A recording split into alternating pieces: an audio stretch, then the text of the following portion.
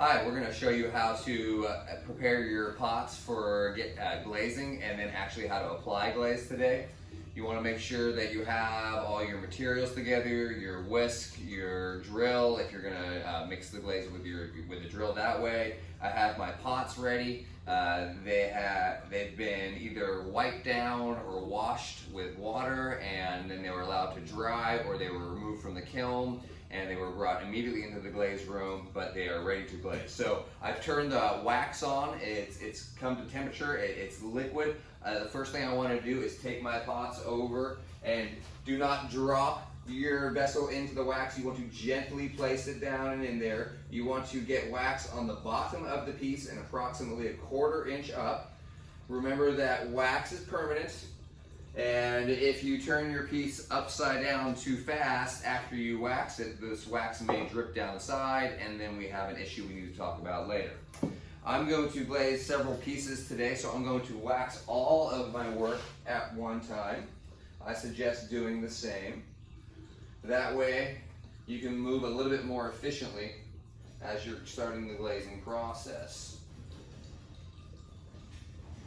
The paraffin wax only takes about 20 seconds to dry, so I don't have too many worries about flipping them upside down quickly.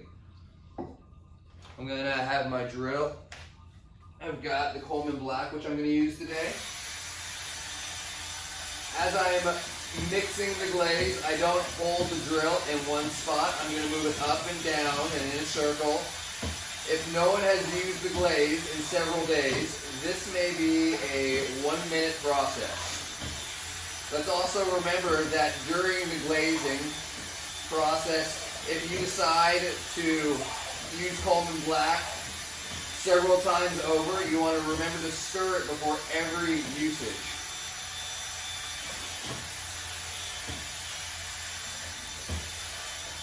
So a good rule of thumb is to stop the drill, take it, drag it across the bottom. If you see any sludge there, you need to mix it a little bit more.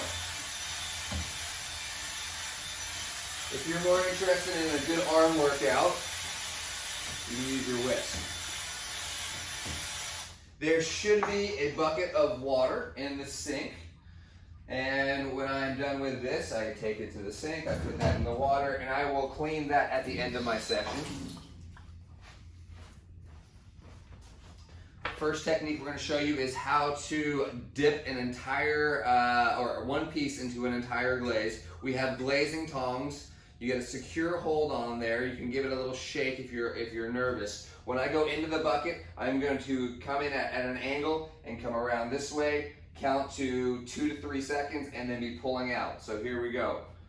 Into the glaze, 1/1000, 2/1000, and I'm pulling out. You can see that the wax is doing its job, and I can literally blow that wax off, or I can take a sponge and I can wipe a little bit away.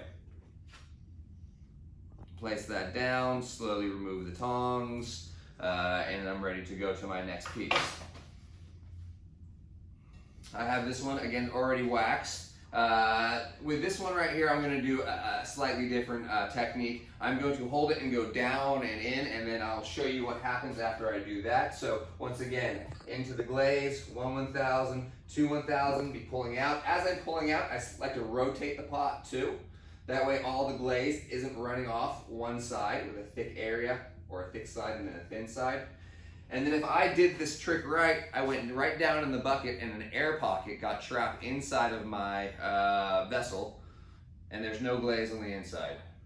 I did a pretty good job. Wonderful. I'm going to put that down for just a second. Let that glaze dry. Have another one. Let's just say I wanted to put glaze on the inside but not the outside. I get some in a cup. I carefully pour it inside the vessel, and then I rotate and pour the liquid slowly out.